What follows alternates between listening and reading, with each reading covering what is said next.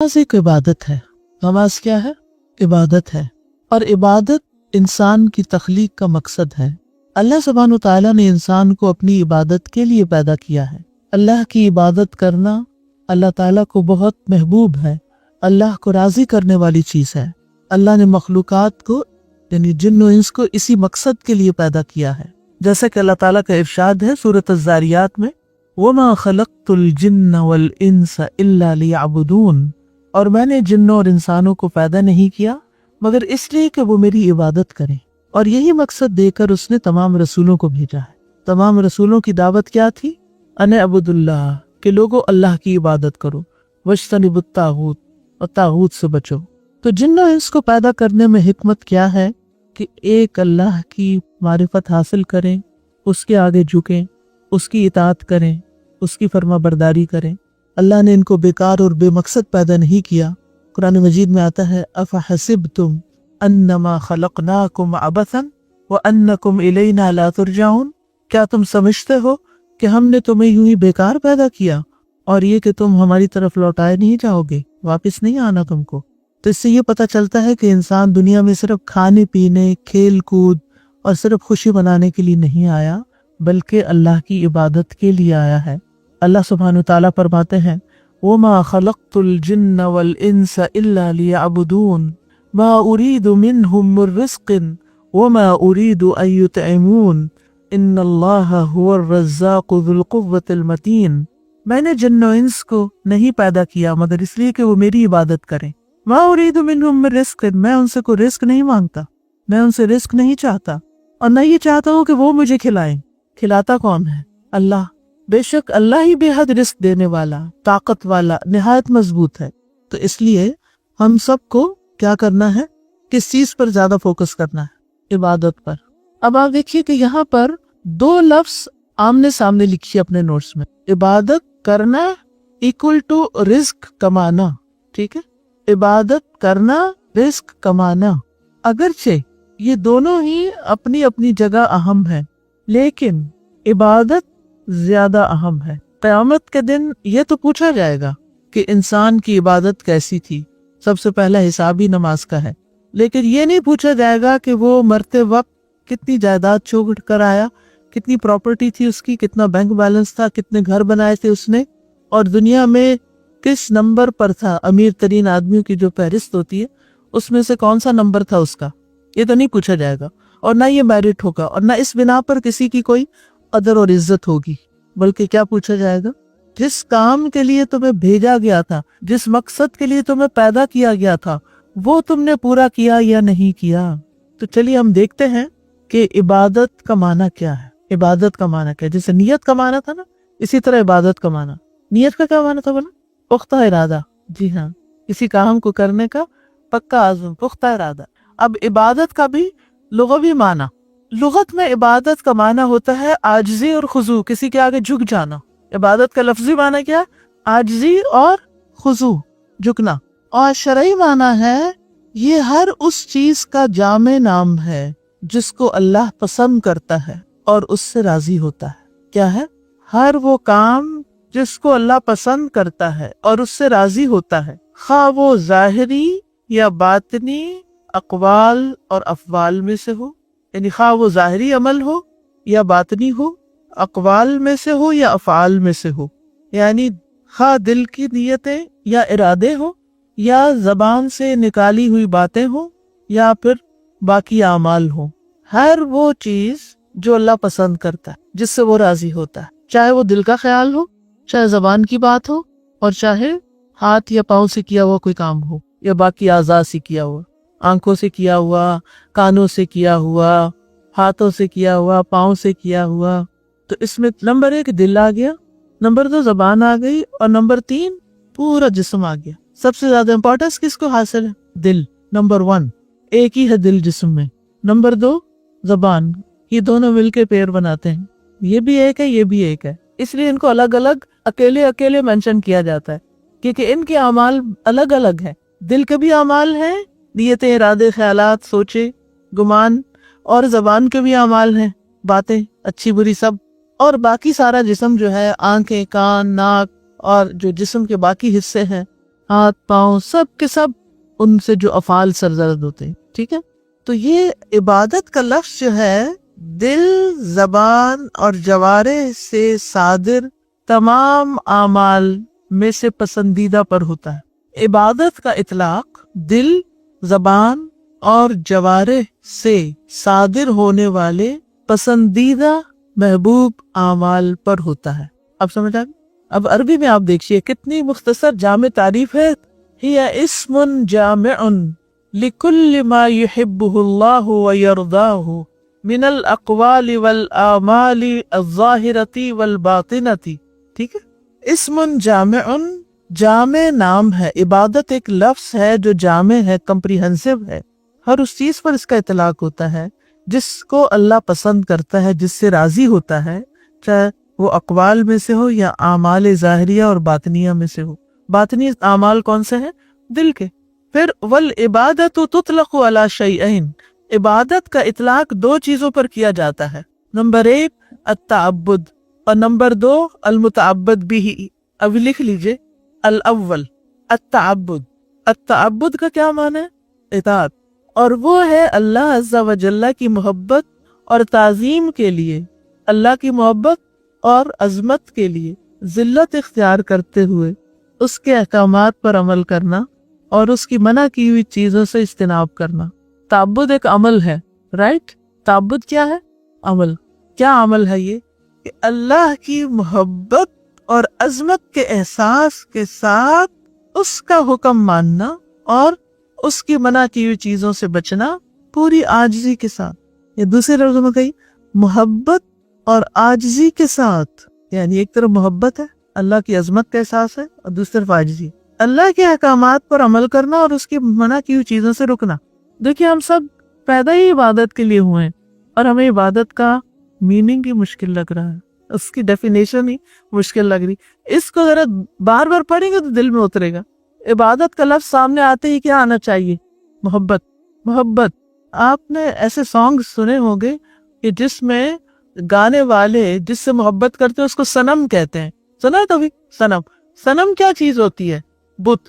اور اس کے لیے وہ عبادت کا لفظ بھی استعمال کرتے ہیں. یعنی معبود جو ہے وہ محبوب ہوتا ہے یا محبوب معبود ہوتا ہے. سمجھ آئی؟ محبوب beloved جس سے ہم محبت کرتے ہیں وہ کیا ہوتا ہے؟ ہمارا معبود بھی بن جاتا ہے، کیونکہ ہم اس سے کیا کرتے ہیں؟ محبت کرتے ہیں. اور اس کے لیے کیا کرتے ہیں؟ اس کی تعظیم کرتے ہیں. اور پھر اس کے آگے کیا کرتے ہیں؟ جھک کے رہتے ہیں یا اکڑ کے رہتے ہیں؟ جھک کے رہتے ہیں. اس کی بات مانتے ہیں یا نہیں مانتے؟ اور جس چیز کو وہ پسند نہیں کرتا پھر ہم بھی کیا کرتے ہیں؟ پسند نہیں کرتے. اب سمجھ آئی؟ اب غیر اللہ سے جوڑا نا تو پھر سمجھ آ گئی ہے، کیونکہ ہم کرتے یہی ہیں نا. تو پھر دیکھیے ڈیفینیشن یہ پکی کرانی ہے نا آپ کو، کیونکہ ساری زندگی کے لیے چاہیے. یہ صرف اس کورس کے لیے نہیں ہے. تعبد کیا ہے؟ اللہ کے احکامات پر عمل کرنا. کس جذبے کے ساتھ؟ محبت کے ساتھ، عظمت کے احساس کے ساتھ. کیا کرتے ہوئے؟ جھکتے ہوئے، عاجزی اختیار کرتے ہوئے. اور صرف اس کے احکام پر عمل کرنا یا اس کی ناپسندیدہ چیزوں کو چھوڑنا بھی، اس کی منع کی ہوئی چیزوں کو چھوڑنا بھی. ٹھیک ہے. دوسرا ہے المتعبد بھی. اور مشکل. وہ کیا چیز ہوتی ہے؟ بھی کا کیا مطلب ہوتا ہے؟ جس کے ساتھ. یعنی اب آپ نے اوپر تو یہ کہا نا کہ ہم محبت کے ساتھ بات مانیں گے، چلو سیدھی سی بات یوں کر لیتے ہیں، ٹھیک ہے، یا کچھ کریں گے اللہ کی محبت کے لیے کچھ کریں گے. تو کیا کریں گے؟ وہ جو کریں گے نا، جو طریقہ اختیار کریں گے وہی متعبد بھی ہے. اس سے مراد اقوال اور ظاہری اور باطنی اعمال میں سے ہر وہ چیز ہے جس سے اللہ محبت رکھتا ہے. یعنی اقوال کیا؟ متعبد بھی ہی ہے. جیسے تسبیح، یہ متعبد بھی ہی ہے. جیسا کہ دعا اور ذکر کرنا، محبت اور خوف اور نماز اور اسی طرح کی دیگر چیزیں. نماز کیا ہے؟ متعبد بھی ہی ہے. وہ چیزیں ہے، وہ طریقہ ہے جس کے ساتھ ہم اللہ کی عبادت کرتے ہیں. جیسے عام مثال میں ہے کہ ایک ہے کھانا، یہ کیا ہے؟ ایکشن. اور ایک ہے کھانے کا آلہ، جیسے چمچ ہے مثلا. ٹھیک ہے. تو آپ کھانا کس کے ساتھ کھاتے ہیں؟ چمچ، ایک ذریعہ، ایک واسطہ. ایک ہے عبادت اور ایک ہے وہ کام جس سے وہ عبادت کرتے ہیں. اس میں ہمارے اقوال بھی ہیں اور ہمارے اعمال بھی ہیں، اور مال خرچ کرنا بھی، اپنے جسم کے ساتھ جو ہم ایکشنز کرتے ہیں وہ بھی، یہ سب کچھ. عبادت میں دو چیزیں، ایک عبادت اور ایک وہ کام ہے جن سے عبادت کی جاتی ہے، ٹھیک ہے، اتنی آسان چیز ہے یہ۔ پھر عبادت کے 3 ارکان ہیں۔ دیکھیے یہ عام درس نہیں ہے نا، اگر درس ہوتا تو میں صرف سمپل باتیں کر کے آگے نکل جاتی۔ یہ کلاس ہے، یہ علم ہے، یہ تعلیم ہے، آپ اس طرح سیکھیں گے تو انشاءاللہ آپ کے اندر ایک اور میچورٹی کا لیول آئے گا، پھر یہاں آنے کا فائدہ۔ اتنا سب کچھ لگا کے آپ یہاں آ کے بیٹھیں اور میں آپ کو ایک اچھا سا میٹھا سا درس سنا کے بھیج دوں تو یہ تو کوئی بات نہیں ہے۔ عبادت کے 3 ارکان ہیں، ٹھیک ہے، یا عبادت کی بنیاد 3 ارکان پر ہے۔ نمبر 1 محبت، والذین آمنوا اشد حبا للہ، یعنی اللہ سبحانہ تعالیٰ کے لیے کمال درجے کی محبت ہونا۔ جب ہم اللہ سبحانہ تعالیٰ کے لیے نماز پڑھتے ہیں تو اپنے آپ سے پوچھیں محبت کتنی ہوتی ہے، اس میں کتنی محبت ہوتی ہے۔ تو وہ عبادت کے 3 رکن ہیں، آپ یوں سمجھے جیسے ایک میز ہے نا، اس کے 3 پائے ہیں۔ محبت نکلی تو کیا ہوا، ہلنے لگا نا، کھڑا ہی نہیں ہو سکتا، قائم ہی نہیں ہو سکتا۔ تو نماز قائم کرنے کے لیے کیا چاہیے، محبت چاہیے۔ اب اپنے اپنے دلوں کا ہم جائزہ لے لیں، ہمیں کتنا شوق ہوتا ہے نماز کے۔ نبی صلی اللہ علیہ وسلم لوگوں کے ساتھ باتیں کر رہے ہوتے تھے تو کہتے تھے یا بلال اقم الصلاۃ ارحنا بہا، بلال نماز قائم کرو، اذان دو اور ہمیں اس سے راحت پہنچاؤ، راحت پہنچاؤ۔ یعنی دل بےتاب ہے، دل کہیں اور لگا ہوا ہے، ان باتوں میں نہیں لگا ہوا۔ کیا ہمارا حال بھی یہی ہے؟ ہم کہتے ہیں اچھا ابھی تو اذان ہوئی، ٹھہر جاؤ، اتنی کیا جلدی ہے تمہیں، ابھی ہم ذرا کچھ باتیں کریں۔ یہ روز روز تھوڑی آتے ہیں۔ تو پہلا رکن ہے محبت۔ اچھا، نمبر 2 کامل درجے کی امید ہونا، کامل درجے کی امید ہونا، وَيَرْجُونَ رَحْمَتَهُ، اور وہ اس کی امید رکھتے ہیں۔ اور نمبر 3 کامل خوف ہونا، یعنی اللہ تعالیٰ کا کامل خوف، وَيَخَافُونَ عَذَابَهُ، سورۃ الاسراء میں آتا ہے، اور اس کے عذاب سے ڈرتے ہیں۔ تو 3 ارکان کون سے ہو گئے؟ محبت، امید اور خوف۔ یہ عبادت کے اندر ہونا چاہیے۔ جب ہم نماز پڑھتے تو ہمیں امید ہوتی ہے نا کس چیز کی، کہ اللہ تعالیٰ ہمیں بخش دیں گے، اللہ تعالیٰ قبول کر لیں گے، ہمارے درجے بلند ہوں گے وغیرہ۔ اور اس کے ساتھ خوف ہوتا ہے یا نہیں، کہ پتہ نہیں قبول ہوئی یا نہیں، ہونا چاہیے یا نہیں ہونا چاہیے۔ تو یہ 3 ارکان ہیں، ٹھیک ہے۔ اب اگر کوئی شخص نماز پڑھ کے تکبر کرنے لگے، جی میں تو تہجد بھی پڑھتا ہوں اور میں نے اتنی نمازیں پڑھ لی ہیں، اور اسے کوئی ڈر نہ ہو اللہ کا، کیونکہ جب اللہ کا ڈر آتا ہے نا تو پھر انسان کے اندر خشوع پیدا ہوتا ہے، عاجزی پیدا ہوتی ہے، اور جب امید آتی ہے تو محبت پیدا ہوتی ہے، تو وہ عبادت کا مقصد پورا ہوتا ہے۔ پھر ہے عبادت کی اقسام، ٹھیک ہے۔ اعضاء کے ساتھ قائم ہونے کے لحاظ سے عبادت کی 3 اقسام ہیں۔ پہلی قسم دل کی عبادات، جی دل بھی عبادت کرتا ہے۔ اب یہ ذرا لکھ لیجئے کیا کیا ہے دل کی عبادات؟ محبت، خوف، امید، عاجزی، رجوع، خشیت، ڈر، توکل، اور اسی قسم کی دوسری عبادات جیسے تقوی۔ دوسری قسم زبان کی عبادات، جیسے حمد کے کلمات کہنا، لا الہ الا اللہ کہنا، تسبیح کرنا، استغفار کرنا، قرآن کی تلاوت کرنا، دعا مانگنا، اور اس جیسی دیگر عبادات، ٹھیک ہے۔ یہ کس سے کرتے ہیں؟ زبان سے کرتے ہیں۔ تیسری قسم اعضاء کی عبادات، جیسا کہ نماز پڑھنا، روزے رکھنا، زکوٰۃ ادا کرنا، حج کرنا، صدقہ، جہاد، اور اسی طرح کی دیگر عبادات، خاص عبادات۔ ہم عام طور پر عبادت کس کو کہتے ہیں؟ صرف نماز، روزہ، حج، زکوٰۃ، بس یہ خاص عبادات ہیں۔ اور عام عبادات میں کیا کیا شامل ہے؟ ہر اچھا عمل جس کے پیچھے اللہ کی رضا مقصود ہو، محبت کے ساتھ کیا ہوا ہو، اور ڈرتے ہوئے کیا ہو، امید بھی ہو اور خوف بھی ہو، اس میں اسم جامع لکل ما یحبہ اللہ ویرضاہ۔ ہر چیز جو اللہ تعالیٰ کو پسند ہے نا وہ کرنا عبادت ہے۔ ہر چیز پھر عبادت میں آ جاتا ہے۔ 24/7 کا ہر عمل عبادت ہے اگر نیت اچھی ہے، اللہ کی رضا مقصود ہے۔ چلیے یہاں تک کس کو بات سمجھ میں آ گئی؟ اور کہاں اشکال ہے سوال کر سکتے ہیں آپ۔ المتعبد بھی، یعنی ٹولز ہیں۔ مثلاً آپ چاہتے ہیں اللہ راضی ہو جائے مجھ سے، تو اب آپ اس وقت کیا سوچتے ہیں؟ اچھا میں کچھ کروں، ٹھیک ہے نا، کیا کروں؟ اچھا میں کسی بیمار کو جا کے وزٹ کرتا ہوں، اس کی خبر گیری کرتا ہوں۔ تو اب آپ نے سوچا، پھر آپ اٹھے، آپ نے سواری پکڑی، آپ وہاں گئے، تو یہ جو کچھ راستے میں استعمال ہوا اس رضا حاصل کرنے کے لیے کیا ہے؟ یہ سارے متعبد بھی ہیں۔ آپ کی گاڑی کیا ہے؟ جس سے آپ نے نیکی کا ایک کام کر لیا، اس کو اس کام میں لگا دیا۔ وہ جو حدیث میں آتا ہے نا 3 طرح کے گھوڑے ہیں اور گھوڑا اجر کا باعث ہے، تو وہ گھوڑا ذریعہ بن گیا نا کس چیز کا؟ اللہ کو راضی کرنے کے لیے، ایک اچھے کام کے لیے آپ چلے۔ 2 نیتیں اللہ ہی کی رضا کے لیے ہو، مثلاً مجھے جنت ملے، مجھے اللہ کا چہرہ نصیب ہو، یہ 2 اکٹھی کرنا تو ٹھیک ہے۔ لیکن اگر ہم یہ کہیں کہ دنیا میں مجھے شہرت ملے، اور خاص طور پر جو دین کا کوئی کام ہو اس میں یہ کہ دنیا کے فائدے، اوکے چلیں کلاس میں چلتے ہیں، وہاں کچھ اور لوگوں سے دوستی ہوگی اور ان کو ہم اپنے بزنس کا بھی انٹروڈیوس کرا دیں گے، تو اس طرح کلاس بھی اٹینڈ ہو جائے گی اور بزنس بھی فلرش کر جائے گا۔ ہاں، ان سے کیوں ملنا چاہتے ہیں آپ؟ پرانی دوستوں سے ملاقات ہوگی، یہ کیوں کرنا چاہتے ہیں؟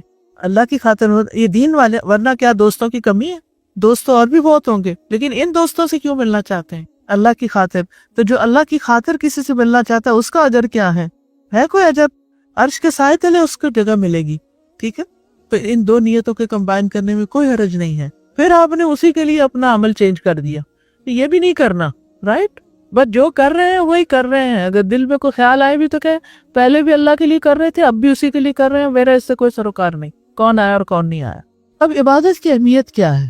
جیسے پہلے بھی ہم نے دیکھا کہ عبادت اللہ کا حق ہے، آسمان اور زمین کے رہنے والوں پر اللہ کا حق ہے کہ وہ اس کی عبادت کریں اور کسی کو بھی اس کے ساتھ شریک نہ ٹھہرائیں، اکیلے اسی کی عبادت، یہ کہ اس کی اطاعت کی جائے اور نافرمانی نہ کی جائے، اس کا ذکر کیا جائے، اسے بھولا نہ جائے، اس کا شکر ادا کیا جائے، ناشکری نہ کی جائے، یہ سب عبادت ہی کا حصہ ہے۔ اور دنیا میں عبادت کا حقدار صرف اللہ سبحانہ وتعالی ہے۔ جن سے بھی مانگا گیا ان میں سب سے زیادہ سخی وہی ہے، جو بھی کسی کے مالک ہوئے وہ ان میں سب سے زیادہ رحم کرنے والا ہے، جتنے بھی دینے والے ہیں وہ ان میں سب سے زیادہ کرم نوازی کرنے والا ہے، جتنے بھی فیصلہ کرنے والے ہیں ان میں سب سے زیادہ انصاف کرنے والا وہی ہے۔ سب اچھے نام اور بلند صفات اسی کے لیے ہیں، بہت زیادہ بخشنے اور بے حد رحم فرمانے والا۔ اور اس کے علاوہ بھی اس کی بے شمار صفات ہیں، تو جس کی اتنی صفات ہیں پھر ہمارے لیے لازم ہے کہ ہم اس کے آگے جھک جائیں۔ یہ اللہ کا حق ہے، کیونکہ وہی دے رہا ہے، وہی کھلاتا ہے، وہی پلاتا ہے، وہی پیدا کرنے والا ہے، اسی کی طرف جانا ہے ہمیں، تو پھر ہمیں اس کے آگے جھک بھی جانا چاہیے۔ معاذ رضی اللہ عنہ سے روایت ہے، انہوں نے کہا میں ایک مرتبہ نبی صلی اللہ علیہ وسلم کے پیچھے گدھے پر سوار تھا، اور اس گدھے کا نام عفیر تھا، بعض لوگ اپنا نام عقیرہ رکھتے ہیں اسی سے۔ آپ صلی اللہ علیہ وسلم نے فرمایا، اے معاذ، کیا تم جانتے ہو کہ اللہ کا اس کے بندوں پر کیا حق ہے اور بندوں کا اللہ پر کیا حق ہے؟ میں نے عرض کیا، اللہ اور اس کا رسول ہی زیادہ بہتر جانتے ہیں۔ آپ نے فرمایا، بندوں پر اللہ کا حق یہ ہے کہ وہ صرف اس کی عبادت کریں اور اس کے ساتھ کسی کو شریک نہ کریں، اور بندوں کا اللہ پر حق یہ ہے کہ جو کوئی اس کا شریک نہ ٹھہرائے اسے عذاب نہ دے، یعنی جو شرک نہ کرے اس کو عذاب نہ دے۔ میں نے عرض کیا، اے اللہ کے رسول، کیا میں لوگوں کو اس کی بشارت نہ دے دوں؟ آپ نے فرمایا، لوگوں کو اس کی بشارت نہ دو ورنہ وہ خالی توکل کر کے بیٹھ رہیں گے۔ بے شک ہر مشکل کے ساتھ ایک آسانی ہے، یقیناً ہر تنگی کے ساتھ ایک اور آسانی ہے، اور اللہ کی رحمت سے مایوس نہ ہو۔ بے شک اللہ کی رحمت سے صرف کافر لوگ ہی مایوس ہوتے ہیں۔ میں اپنی بے قراری اور اپنے غم کی شکایت صرف اللہ سے کرتا ہوں، اور میں اللہ کی طرف سے وہ کچھ جانتا ہوں جو تم نہیں جانتے، اور اگر اللہ آپ کو کوئی تکلیف پہنچائے تو اس کے سوا کوئی اسے ہٹانے والا نہیں، اور اگر وہ آپ کے ساتھ کسی بھلائی کا ارادہ کر لے تو اس کے فضل کو کوئی پھیرنے والا نہیں، وہ اسے اپنے بندوں میں سے جسے چاہتا ہے پہنچا دیتا ہے، اور وہ بہت بخشنے والا نہایت رحم کرنے والا ہے۔ میں اس کے ساتھ کسی کو شریک نہیں کرتا، تیرے سوا کوئی الہ نہیں، تو پاک ہے، بے شک میں ہی ظالموں میں سے ہوں، اور اللہ بلند و برتر کے سوا کسی کے پاس زور اور طاقت نہیں ہے۔ اے اللہ، میرے دل کو ہدایت عطا فرما، میری زبان کو درستگی عطا فرما، اور میرے دل کا کینہ دور فرما۔ اے اللہ، کوئی کام آسان نہیں مگر جسے تو آسان کر دے، اور جب تو چاہتا ہے مشکل کو آسان کر دیتا ہے۔ اے اللہ، بے شک میں تیرا بندہ اور تیرے بندے کا بیٹا اور تیری بندی کا بیٹا ہوں، میری پیشانی تیرے قابو میں ہے، میرے حق میں تیرا حکم جاری ہے، تیرا فیصلہ میرے بارے میں انصاف پر مبنی ہے۔ میں تجھ سے سوال کرتا ہوں تیرے ہر اس نام کے ساتھ جو تو نے اپنے لیے رکھا، یا تو نے اپنی مخلوق میں سے کسی کو سکھایا، یا تو نے اپنی کتاب میں اتارا، یا تو نے اسے اپنے پاس علم غیب میں رکھنے کو ترجیح دی کہ تو قرآن کو میرے دل کی بہار، میرے سینے کا نور اور میرے غم کو دور کرنے والا اور میری فکر کو لے جانے والا بنا دے۔ اے اللہ، میرا ہم و غم آخرت کو بنا دے۔ آمین۔ کوئی آپ کو کبھی کوئی پریشانی، کوئی غم لگا؟ کبھی ہوا؟ اچھا، کوئی ایسا ہے جس کو کبھی کوئی پریشانی نہیں ہوئی یا کوئی غم نہیں ہوا؟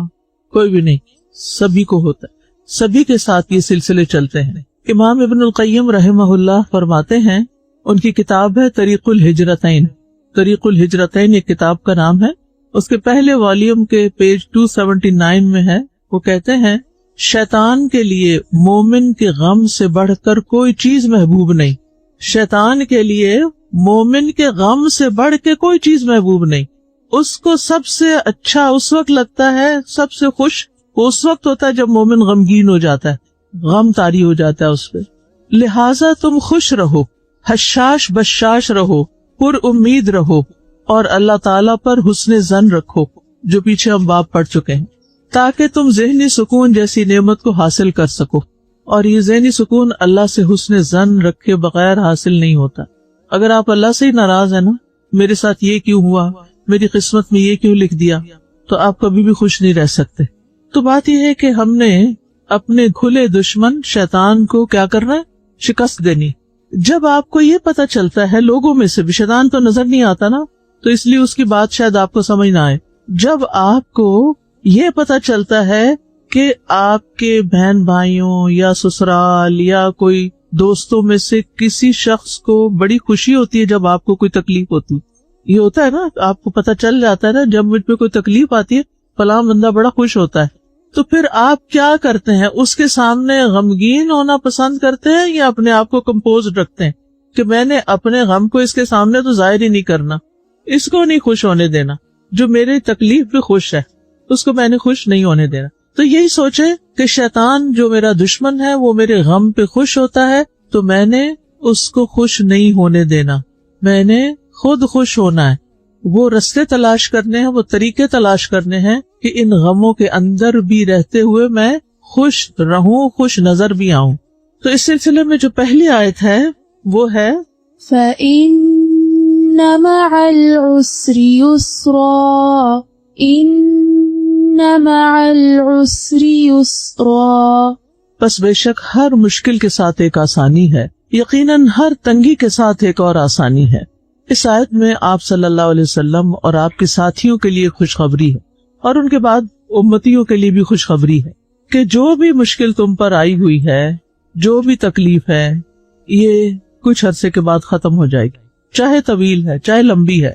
ہر مشکل کے بعد بھی آسانی آتی ہے، لیکن ہر مشکل کے ساتھ بھی ایک آسانی ہوتی ہے۔ تو اللہ سبحانہ و تعالیٰ کا ایک نظام ہے جس میں نمبر 1 مشکل کے ساتھ آسانی، اور نمبر 2 مشکل کے بعد آسانی۔ مشکل کے بعد جو آسانی ہے اس کے بارے میں سورۃ الطلاق میں آتا ہے سَيَجْعَلُ اللَّهُ بَعْدَ عُسْرٍ يُسْرًا، عنقریب اللہ تنگی کے بعد آسانی پیدا کر دے گا، لہٰذا امید نہیں چھوڑنی۔ اور جہاں تک تنگی کے ساتھ آسانی ہے تو اس میں آپ دیکھیے کہ آج کل مونسون کا موسم آ گیا، صبح سویرے اچھی اچھی بارش ہو جاتی ہے، پھر اس کے بعد دھوپ نکل آتی، جس کی وجہ سے کیا ہو جاتا ہے، حبس ہو جاتی۔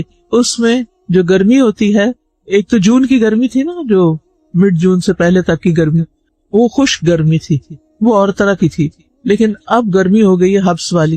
اس میں کیا آتا ہے، پسینہ، دل کی گھبراہٹ شروع ہو جاتی، پسینہ آتا ہے، گرمی لگتی، تکلیف ہوتی ہے۔ لیکن آپ کو پتا ہے کہ پسینے کے فوائد کتنے، پسینہ آنے سے کتنی بیماریاں جسم سے نکل جاتی ہیں، اور پھر پسینہ آنے سے جسم ٹھنڈا بھی ہونے لگتا ہے۔ ایک تو نا نہا کے آپ ٹھنڈے ہوتے ہیں، اور ایک قدرت آپ کو نہلاتی ہے، آپ پسینے میں نہاتے ہیں۔ پھر آپ دیکھیے کہ قیامت کے دن حشر کے میدان میں بھی ہر شخص اپنے گناہوں کے مطابق پسینے میں ڈوبا ہوا ہوگا۔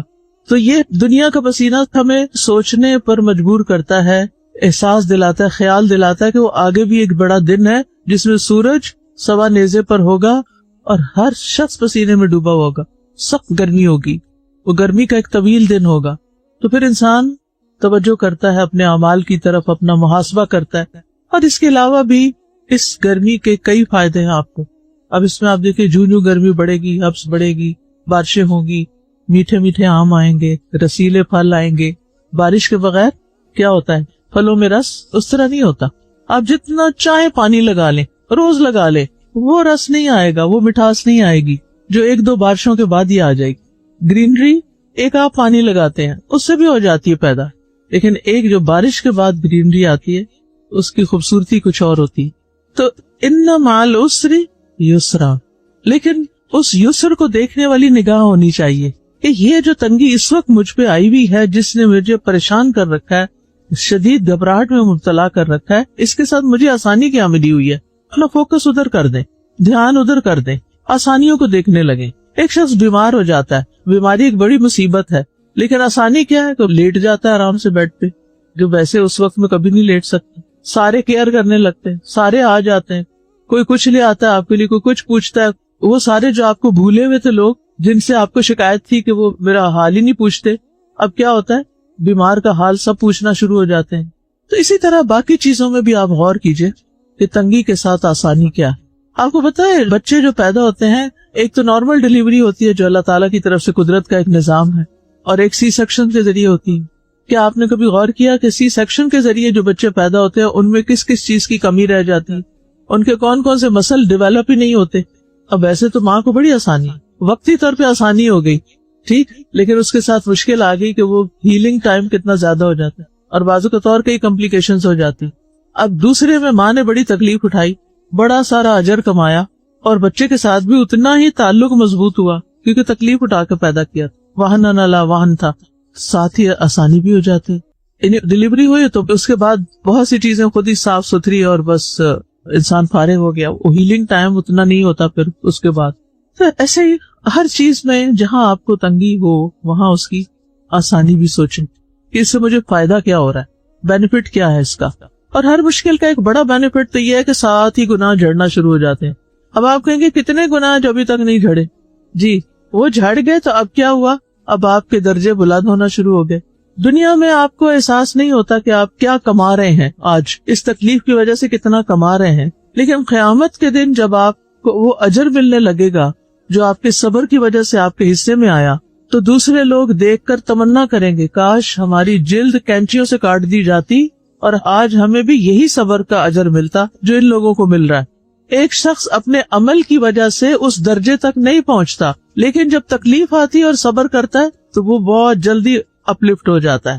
تو ہر تنگی کے ساتھ، ہر مشکل کے ساتھ ایک آسانی ہے، اس لیے مشکلات سے گھبرانا نہیں چاہیے، اور اس بات کا یقین رکھنا چاہیے کہ اللہ تعالیٰ آسانی بھی دیں گے.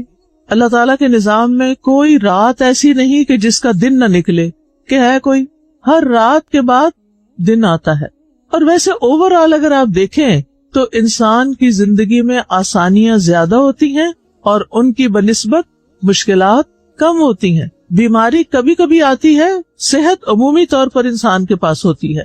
آسانی کو ہم فار گرانٹیڈ لیتے ہیں، یہ تو ہونی ہی چاہیے تھی، یہ تو ہمارا حق تھا کہ ہمیں یہ سب کچھ ملتا. لیکن مشکل جب آتی ہے تو بھولتا ہی نہیں، مشکل کا وقت کٹتا ہی نہیں، اسی لیے ہم پھر جلدی فرسٹریٹ بھی ہو جاتے ہیں. انسان کو اتنی نعمتیں ملی ہیں کہ جن کو وہ گن نہیں سکتا.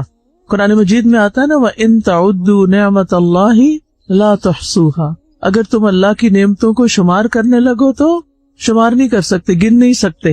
اتنی زیادہ، واقعی اتنی زیادہ ہمارے پاس نعمتیں، اگر ہم گننے بیٹھے نا 10-20 کے بعد ہماری گنتی ختم ہو جائے گی، ہمیں نظر ہی نہیں آتے. اس وقت دنیا میں اللہ نے جو کچھ آپ کو دیا نا، وہ نعمتیں بے شمار دی ہیں، اور اس کے مقابلے میں تکلیف، بیماری، مشکل، مشقت کم ہے. لیکن ہم مشقت کو بھولتے ہی نہیں اور نعمتوں کو یاد رکھتے ہی نہیں. یہ جو بیلنس خراب ہوا ہے نا، اس وجہ سے پھر مشکلیں زیادہ محسوس ہوتی ہیں. ہم روزانہ آرام سے سو جاتے ہیں، کبھی اٹھ کے شکر ادا نہیں کرتے، نہیں کرتے ہوں گے آپ، لیکن عمومی کیا ہے، کبھی ذکر نہیں کرتے الحمدللہ رات بہت اچھی نیند آئی تھی. لیکن ایک رات اگر آپ کو نیند نہ آئے یا آپ کو جاگنا پڑ جائے تو جو بندہ ملے گا نا، آپ اس سے کہانی کریں گے، آج میں سو نہیں سکا، آج اتنی گرمی تھی نیند ہی نہیں آئی، آج بستر تبدیل ہوا نیند نہیں آئی، آج بچے نے سونے نہیں دیا، آج یہ ہو گیا، آج یہ ہو گیا. کیا ہم دن میں نعمتوں کا اتنا تذکرہ کرتے ہیں جس کے بارے میں اللہ تعالیٰ نے فرمایا وَأَمَّا بِنِعْمَةِ رَبِّكَ فَحَدِّثْ، نعمتوں کا ذکر کرو. ٹھیک، اس کے مقابلے میں تکلیفوں کا ہم کتنا زیادہ ذکر کرتے ہیں، اور جس چیز کا جتنا زیادہ ذکر کرتے ہیں وہ چیز اتنی ہی ہم پر حاوی ہو جاتی ہے. ٹھیک ہے نا، یعنی اگر ہم تکلیف کا بار بار ذکر کریں گے نا، تکلیف حاوی ہو جائے گی.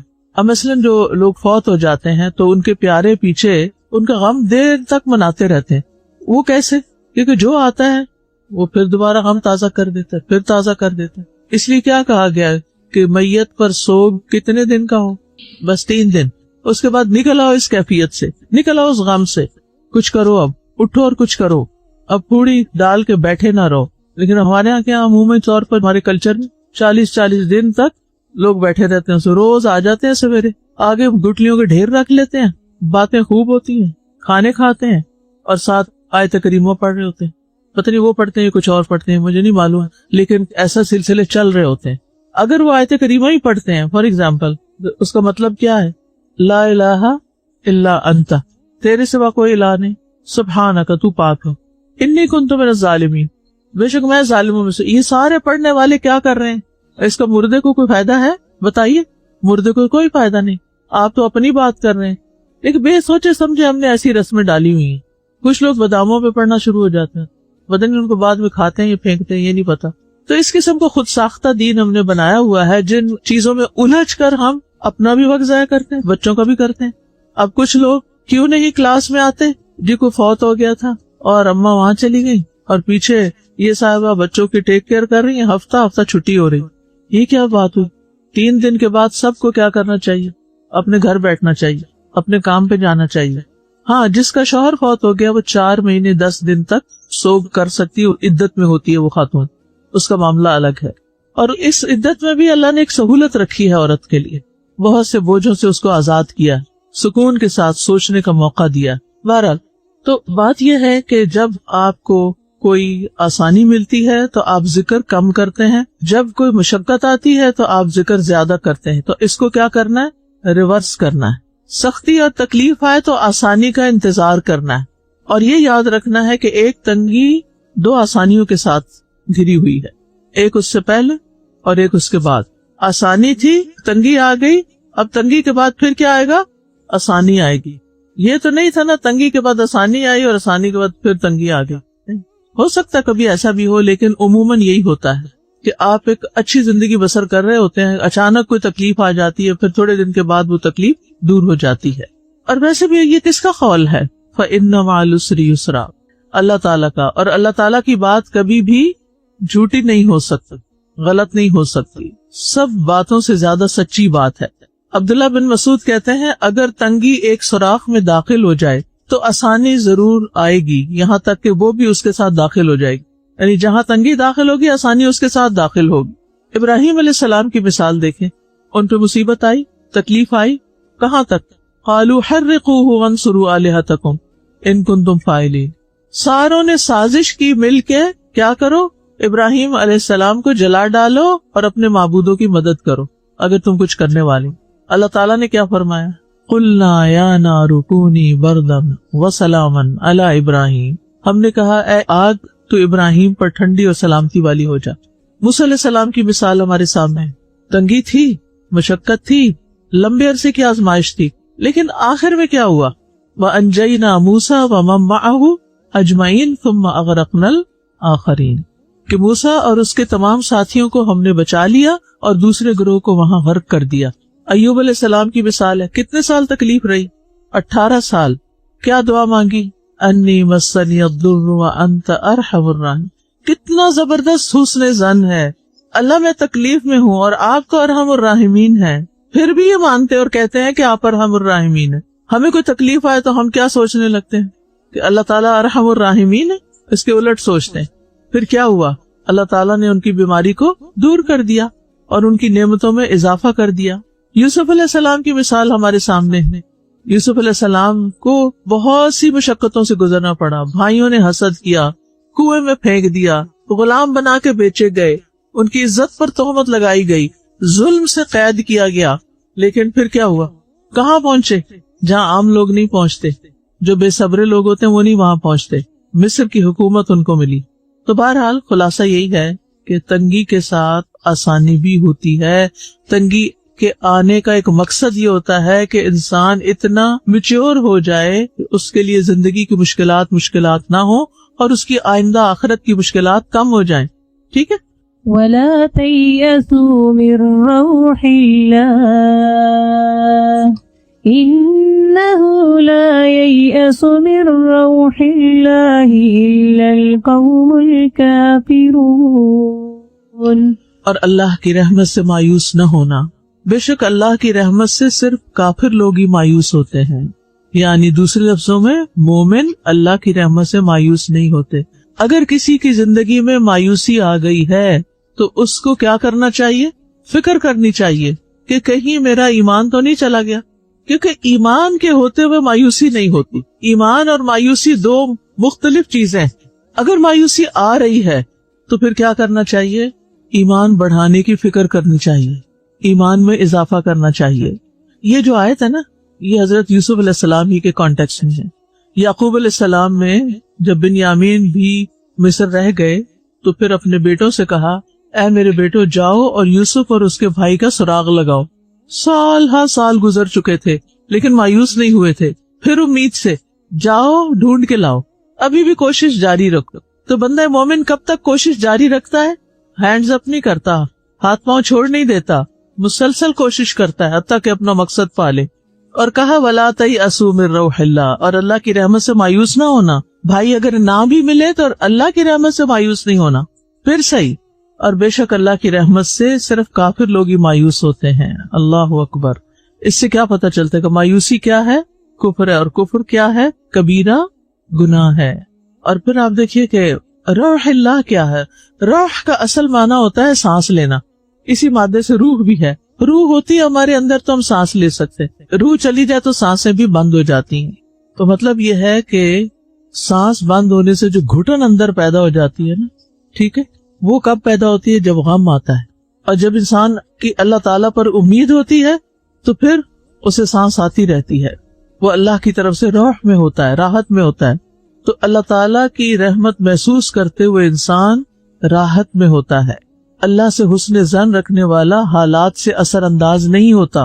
حالات تو بدلتے رہتے ہیں، الٹ پلٹ ہوتے رہتے ہیں، لیکن امید ہمیشہ رکھنی چاہیے کہ اگر آج یہ حالات بدل گئے ہیں تو کل پھر بھی بدل سکتے ہیں. جب اللہ تعالیٰ پر دل میں بھروسہ ہوتا ہے نا تو اللہ تعالیٰ پھر انسان کو منزل تک بھی پہنچا دیتا ہے. تو سبق یہی ہے کہ شدید ترین حالات میں بھی امید کا دامن ہاتھ سے نہ چھوڑیں، مایوس نہ ہوں، چاہے تکلیف کتنی ہی بڑھ جائے. یہ یقین رکھیں کہ اس نے ختم ہونا ہے، کیونکہ اس دنیا میں کوئی بھی چیز باقی رہنے والی نہیں. اور پھر یہ یاد رکھیں کہ کوئی شیطان مومن کو غمگین دیکھ کے خوش ہوتا ہے، اس لیے مجھے غمگین نہیں رہنا، میں نے اس غم کو دل سے نکالنا ہے، اس کی فکر چھوڑ دینی. اور پیچھے آپ سب پڑھ چکے کہ معاملے کو اللہ کے حوالے کر دیں، اللہ کے سپرد کر دیں، اللہ سے مدد مانگیں اور اللہ سے اچھی امید رکھیں، اللہ کے بارے میں حسن ظن رکھیں. تو جب بھی انسان کے ہاتھ سے کوئی موقع چھوٹ جائے، مثلاً کوئی جاب چلی جائے، کوئی بزنس بند ہو جائے، یا اسی طرح کوئی انسان آپ کو دھوکہ دے جائے، یا پھر کوئی بیماری آ جائے، ان سب مواقع پر کیا کرنا ہے؟ ہمت نہیں ہارنی، ٹوٹ کے بکھرنا نہیں، اپنی زندگی کا کوئی اعلیٰ مقصد بنا لینا ہے. ہو سکتا ہے آپ میں سے کسی کا یہ ایکسپیرینس ہو کہ آپ یہاں کیوں آ گئے؟ کیونکہ آپ کا ایڈمیشن نہ ہو سکا کہاں؟ میڈیکل کالج میں مثلاً، یا کسی خاص یونیورسٹی میں. تو اب آپ بہت ڈسہارٹ ہوئے ہوں گے. مجھے پتا ہے جب انسان کی بچپن سے ایک تمنا ہوتی ہے نا، میں نے ڈاکٹر بننا ہے، اور اس نے محنت بھی بہت کی ہوتی ہے، لیکن وہ ایک نمبر سے رہ جاتا ہے، تو سوچ لیں اللہ کا فیصلہ کچھ اور ہے. اللہ تعالیٰ چاہتا ہے میں کچھ اور بنوں. اس وقت نہیں سمجھ آتی، اس وقت انسان بڑی تکلیف میں ہوتا ہے کہ یہ کیوں ہو رہا ہے، وائی میں نے تو یہ کرنا ہے. اور انسان ایکسپٹ نہیں کرتا، ڈینائل میں ہوتا ہے، نہیں یہ نہیں ہونا چاہیے، نہیں ہو سکتا، میں نہیں مانتی اس کو. چلے ٹھیک ہے، ایک اٹیمپٹ اور کر لیں، ایک اور کر لی، پھر بھی نہیں ہوا، اب تو کچھ اور سوچنا پڑے گا. کچھ لوگ تو 999 بار اٹیمپٹ کرتے ہیں ایڈیسن کی طرح، اور پھر 1000ویں دفعہ کیا بن جاتا ہے؟ روشنی کا بلب. کیونکہ وہ 999 ٹائم جو ہے وہ کوشش ضائع نہیں ہوئی، اس سے جو تجربہ حاصل ہوا اس نے آخری دفعہ کام کروا دیا. تو ایسا بھی ہوتا ہے کہ اگر آپ کی زندگی میں کوئی واضح ایسا مقصد ہے جو لازماً اچیو ہونا چاہیے اور بہت فائدے کا ہے آپ کے بھی لوگوں کے بھی، تو پھر اس کے لیے آپ محنت کرتے ہیں، بار بار کرتے ہیں، بار بار اٹیمپٹ، پیچھے نہیں ہٹتے. آپ مثلا قرآن حفظ کر رہے ہیں، کچھ لوگ تو جلدی سے سبق سنا دیتے ہیں اور جلدی سے بھول بھی جاتے ہیں بس، اور کچھ لوگوں کو بہت ٹائم لگتا ہے. تو وہ پریشان نہ ہو، اس میں خیر ہے، زیادہ پڑھنے کا موقع مل رہا ہے. اچھا اب آپ دیکھیے کہ ہو سکتا ہے کہ آپ نے کوئی زندگی کی راہ اختیار کی ہو، وہاں ہو گیا کوئی حادثہ اور آپ کو آنا پڑ گیا الہدا. صرف ہاتھ کھڑا کر دیجئے، کوئی ایسا چانس ہوا تھا کہ آپ تو کہیں اور جا رہے تھے اور وہ جہاز یہاں لینڈ ہو گیا؟ جی بہت سارے ہاتھ کھڑے. یس، ایسے زندگی میں ہوتا ہے. اچھا پھر کیا ہوتا ہے؟ ہم کچھ عرصہ تکلیف میں رہتے ہیں, پھر قرآن ہیل کرنے لگتا ہے, پھر ہم اس کو انجوائے کرنے لگتے ہیں, پھر ہم اس کو زندگی کا مقصد بنا لیتے ہیں. آپ کو پتہ ہے کتنے ہی ڈاکٹرز ہیں جنہوں نے MBBS کرنے کے بعد, جاب کرنے کے بعد, کل ہی بلکہ میری کسی سے ملاقات ہوئی, آرمی میں ڈاکٹر رہ چکی ہیں اور بہت ایکسپیرینس ڈاکٹر ہیں, سب کچھ ہے. کہتی ہے اب جب سے میں نے قرآن پڑھنا شروع کیا میرا کسی چیز میں دل نہیں لگتا, میں سوچتی ہوں میں نے اس کو ٹائم کیوں نہیں دیا. تو کچھ لوگ تو وہاں پہنچ کر بھی واپس آتے ہیں کہ نہیں یہ کرنا ہے, اور کچھ لوگ چانس ہوتے ہوئے بھی اب صحیح اویل نہیں کرتے. بہرحال اب اگر زندگی میں ایسا کوئی موڑ آ جائے نا, مثلاً آپ کوئی بچپن سے منگنی ہوئی ہوئی تھی کسی کے ساتھ اور پھر اچانک اس لڑکے کا موڈ بدل گیا, کوئی اور لڑکی پسند آ گیا, ایسا ہوتا ہے, ایک جی اونچی سی آئی ہے جی, ایسا ہو جاتا ہے. اب آپ اپنے دل سے نکال ہی نہیں پا رہے اس کو, اور اس نے کسی اور سے شادی کر کے اپنا گھر بسا لیا, آپ ایکسپٹ ہی نہیں کر پا رہے. زندگی میں ایک ایسا موڑ آ گیا, اب کرے تو کرے کیا. اسی طرح اور بھی بہت سے مواقع ہو سکتے ہیں جس میں چیزیں آپ کی مرضی کے مطابق نہیں ہوتی. میں یونیورسٹی میں پڑھاتی تھی اور یونیورسٹی کی کچھ پالیسیز کے ساتھ مجھے اختلاف تھا کہ یہ اس طرح نہیں اس طرح ہونا چاہیے. کافی سجیشنز دی, لیکن جب نئی بات بنی تو میں نے ایک دن سوچ لیا یہ میری آخری کوشش ہے اس راستے کی. اگر یہ کامیاب نہ ہوئی تو جو میرے ڈریمز ہیں وہ پھر کسی اور طرح پورے ہوں گے, اور وہ الہدا کی شکل میں پورے. میں کبھی کبھی سوچتی ہوں اگر یونیورسٹی والے میری باتیں مان لیتے اور میں وہیں پر رہ جاتی تو الہدا نہ ہوتی. اللہ کسی اور سے کام لے لیتا, یہ تو اللہ کے کام ہے نا, لیکن میرے ہاتھوں نہ ہوتا. اس وقت جب آپ کے اندر صرف ڈریمز ہوتے ہیں, خواب ہوتے ہیں, آپ کے سامنے کوئی مٹیریل چیز نہیں ہوتی, کچھ بھی نہیں ہوتا, آپ کے ہاتھ بھی خالی ہوتے ہیں, صرف آپ کے خواب ہوتے ہیں, صرف آپ کی تمنائیں ہوتی ہیں اور دعائیں ہوتی ہیں, اور بس آپ کے ہاتھ میں کچھ نہیں.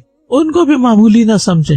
جو لوگ خواب دیکھتے رہتے ہیں نا وہ کہیں نہ کہیں حقیقت پا لیتے ہیں, اور جو اللہ تعالیٰ سے مانگتے رہتے ہیں نا اللہ تعالیٰ ان کو مایوس نہیں کرتا, وہ دیتا ہے. بس بات یہ ہے کہ ہم خود واضح ہوں کہ ہم کیا کرنا چاہتے ہیں. آپ کو کوئی پیشن ہو, کوئی شوق ہو, کوئی جذبہ ہو. تو بات میں یہ کر رہی تھی کہ زندگی میں بہت سی چیزیں اس طرح کی ہو جاتی ہیں, پھر ان کے ساتھ چمٹ کے نہیں رہنا چاہیے, اور باقی دروازے بند نہیں ہو جانے چاہیے, اندھیرے میں نہیں رہنا چاہیے, ڈپریشن میں نہیں جانا چاہیے, مایوسی نہیں ہونی چاہیے, کیونکہ ہمارے دین میں مایوسی کی مذمت کی گئی. اور مایوسی ہوتی کیا ہے؟ کسی کام یا کسی عمل کا مطلوبہ نتیجہ نہ نکلنے کے بعد ایک خاص کیفیت کا طاری ہو جانا, دکھی رہنا, پریشان رہنا, بے چین رہنا, بے قرار رہنا, کسی چیز میں دل نہ لگنا, نہ نماز میں, نہ روزے میں, نہ کسی خیر میں, نہ کسی انسان سے ملنا. اچھا کچھ لوگ کیا کرتے ہیں, ملنا جلنا چھوڑ دیتے ہیں. آپ نے دیکھا کچھ لوگ جب پریشان ہوتے ہیں, مایوس ہوتے ہیں, تو پھر سوشلی ڈسکنیکٹ ہو جاتے ہیں, راتوں کو جاگتے ہیں اور دن کو سو جاتے ہیں تاکہ نہ کوئی آئے نہ کوئی ملے, نہ کسی کے فون کا جواب, نہ کسی سے بات, نہ کچھ. کیا اس طرح کرنے سے مسئلہ حل ہو سکتا ہے؟ نہیں. اس طرح کرنے سے انسان اپنے آپ کے ساتھ خود ہی دشمنی کر رہا ہوتا ہے. تو مایوسی کے کچھ اسباب ہوتے ہیں. نمبر 1, ارادے کا پورا نہ ہو سکنا. مثلاً آپ چاہتے ہیں آپ کی نماز بہت اچھی ہو, بڑی خشوع و خضوع والی, لیکن آپ پڑھ ہی نہیں پا رہے, اس طرح کی نماز نہیں پڑھ پاتے. پھر کیا ہوتا ہے, میرا نہیں خیال کہ میں کبھی ایسی پڑھ سکوں, اس لیے کوشش بھی نہیں کرتا. نہیں, کوشش نہیں چھوڑنی. مایوسی نہ کرنے کا مطلب کیا ہے؟ کوشش جاری رکھتا. جو شخص کسی چیز کو پانے کے لیے کوشش جاری رکھتا ہے وہ مایوس نہیں ہوتا. پھر دوسری بات, کسی کام کا مطلوبہ نتیجہ نہ نکلنا. آپ ایک خاص چیز بنا رہے تھے, وہ کچھ اور ہی بن گئی. کبھی ایسا بھی ہوتا ہے نا, کبھی زندگی میں آپ نے کوئی ایسا کام کیا, ہر دفعہ کیا اور ٹھوکر کھائی, اور پھر کیا اور ٹھوکر کھائی. مجھے پودے اگانے کا بہت شوق ہے. اب آپ تو نہیں بتائیں گے مجھے اپنی کوئی ناکامی کی کہانی, تو میں ہی بتا دیتی. خاص طور پر آم کھانے کا بہت شوق ہے, تو وہ پھر لگانے کا بھی بڑا شوق تھا کہ بازار سے تو آتے ہیں تھوڑے تھوڑے, تو اپنے درخت پہ لگے ہو تو شیخ چلی کی طرح, یعنی کہ خوب ڈھیر سارے کھائیں, پھر انسان کو روکے بھی نہ.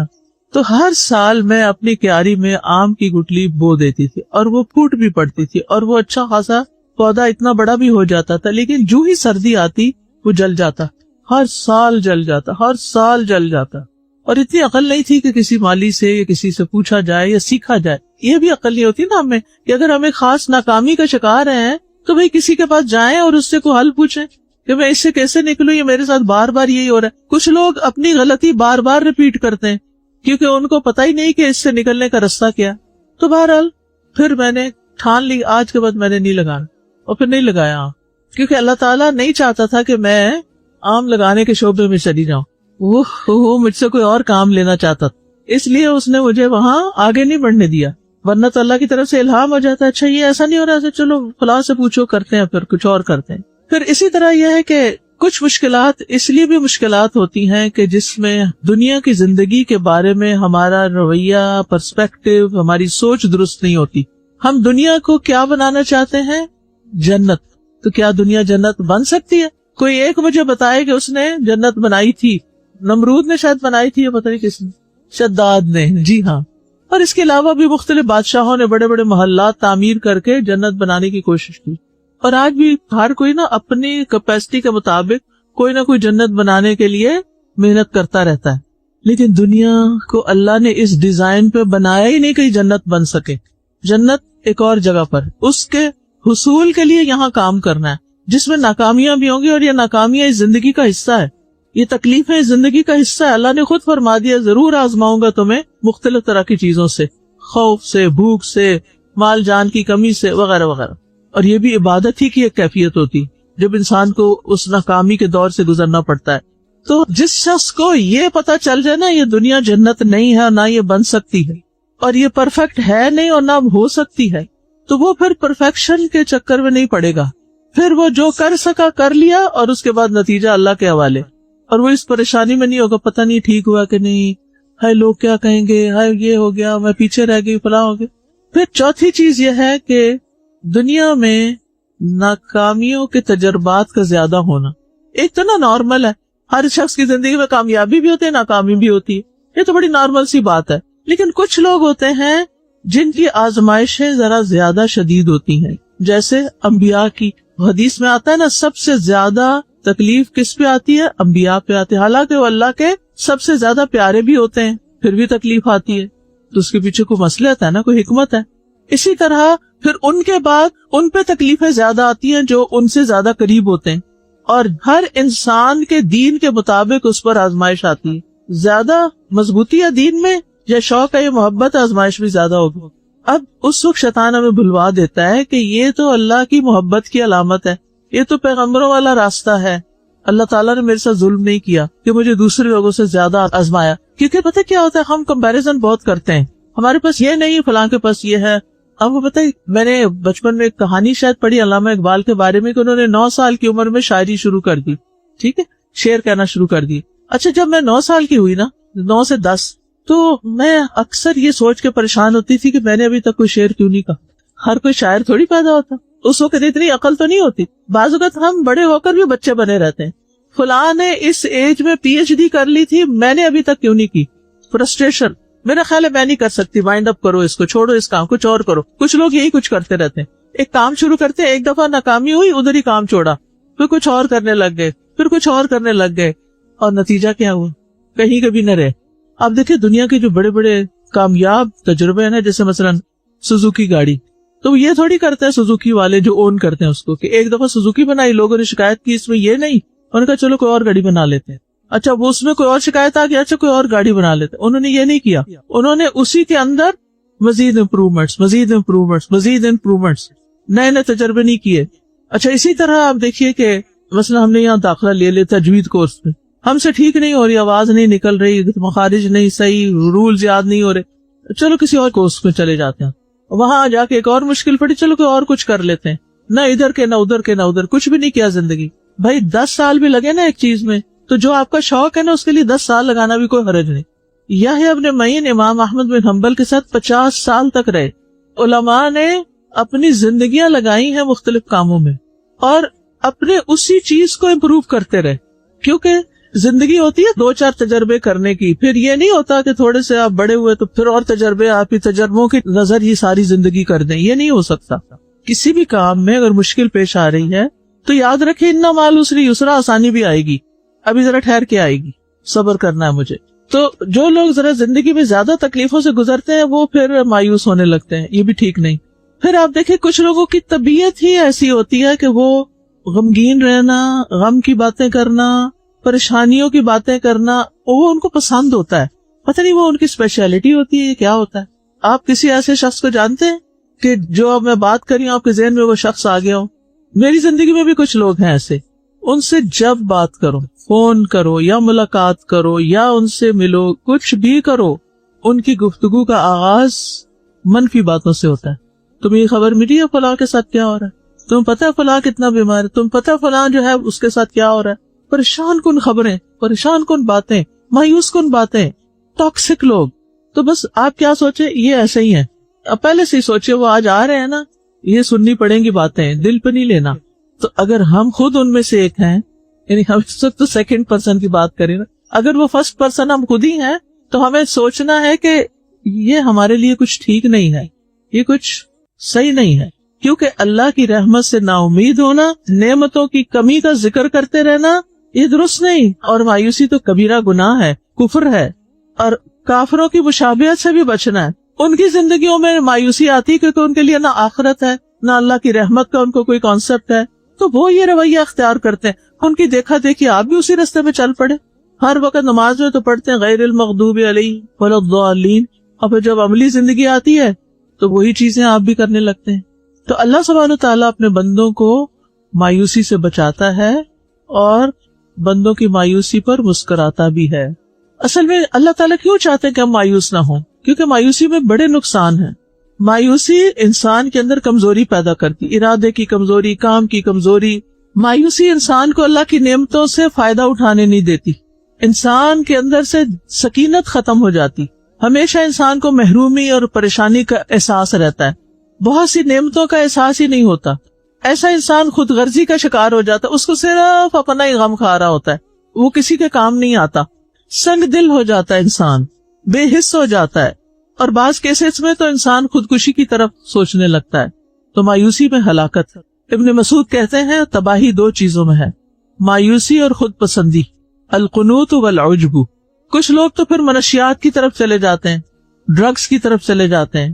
کچھ لوگ معاشرے سے انتقام لینے لگتے ہیں اور تخریب کاریاں شروع کر دیتے ہیں، دوسروں کو قتل کرنا شروع کر دیتے ہیں، لوگوں کے چیزوں کی توڑ پھوڑ شروع کر دیتے ہیں، ہر چیز کو منفی انداز میں دیکھتے ہیں، نیکی کے کاموں میں سستی ہونے لگتی. آج ہی مجھے ایک میسج ملا، اس وقت ٹائم ختم ہے ورنہ میں آپ کو پڑھ کے سناتی، کہ خاتون ہے جن کی زندگی میں بڑی نعمتیں تھیں، بہت نعمتیں، اچانک سب کچھ ختم ہو گیا. اور یہ کئی لوگوں کے ساتھ آپ نے سنا ہوگا، جو دوسروں کی مدد کرنے والے تھے آج خود مدد کے محتاج ہو گئے. وَإِذَا مَسَّهُ الشَّرُّ كَانَ يَئُوسًا. اب نہ ان سے نماز پڑھی جا رہی ہے، نہ ان سے قرآن پڑھا جا رہا ہے، نہ ان سے کسی سے ملاقات کی جا رہی ہے، میزریبل کنڈیشن میں چلی گئی. نماز ایک عبادت ہے. نماز کیا ہے؟ عبادت ہے. اور عبادت انسان کی تخلیق کا مقصد ہے. اللہ سبحانہ تعالیٰ نے انسان کو اپنی عبادت کے لیے پیدا کیا ہے. اللہ کی عبادت کرنا اللہ تعالیٰ کو بہت محبوب ہے، اللہ کو راضی کرنے والی چیز ہے. اللہ نے مخلوقات کو یعنی جن و انس کو اسی مقصد کے لیے پیدا کیا ہے. جیسا کہ اللہ تعالیٰ کا ارشاد ہے سورۃ الذاریات میں، وَمَا خَلَقْتُ الْجِنَّ وَالْإِنسَ إِلَّا لِيَعْبُدُونَ. اور میں نے جنوں اور انسانوں کو پیدا نہیں کیا مگر اس لیے کہ وہ میری عبادت کریں. اور یہی مقصد دے کر اس نے تمام رسولوں کو بھیجا ہے. تمام رسولوں کی دعوت کیا تھی؟ ان اعبدوا اللہ، کہ لوگوں اللہ کی عبادت کرو، واجتنبوا الطاغوت، اور طاغوت سے بچو. تو جن و انس کو پیدا کرنے میں حکمت کیا ہے کہ ایک اللہ کی معرفت حاصل کریں، اس کے آگے جھکیں، اس کی اطاعت کریں، اس کی فرما برداری کریں. اللہ نے ان کو بیکار اور بے مقصد پیدا نہیں کیا.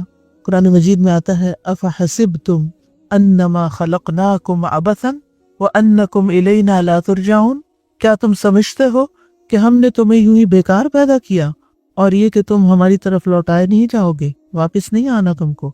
تو اس سے یہ پتہ چلتا ہے کہ انسان دنیا میں صرف کھانے پینے، کھیل کود اور صرف خوشی منانے کے لیے نہیں آیا بلکہ اللہ کی عبادت کے لیے آیا ہے. اللہ سبحانہ تعالیٰ فرماتے ہیں وَمَا خَلَقْتُ الْجِنَّ وَالْإِنسَ إِلَّا لِيَعْبُدُونَ مَا أُرِيدُ مِنْهُمْ مِنْ رِزْقٍ وَمَا أُرِيدُ أَن يُطْعِمُونَ إِنَّ اللَّهَ هُوَ الرَّزَّاقُ ذُو الْقُوَّةِ الْمَتِينُ. میں نے جن و انس کو نہیں پیدا کیا مگر اس لیے کہ وہ میری عبادت کریں. ما اريد منهم من رزق، میں ان سے کوئی رزق نہیں مانگتا، میں ان سے رزق نہیں چاہتا، اور نہ یہ چاہتا ہوں کہ وہ مجھے کھلائیں. کھلاتا کون ہے؟ اللہ. بے شک اللہ ہی بے حد رزق دینے والا، طاقت والا، نہایت مضبوط ہے. تو اس لیے ہم سب کو کیا کرنا ہے؟ کس چیز پر زیادہ فوکس کرنا ہے؟ عبادت پر. اب آپ دیکھیے کہ یہاں پر دو لفظ آمنے سامنے لکھیے اپنے نوٹس میں. عبادت کرنا ایکول ٹو رزق کمانا. ٹھیک ہے، عبادت کرنا رزق کمانا.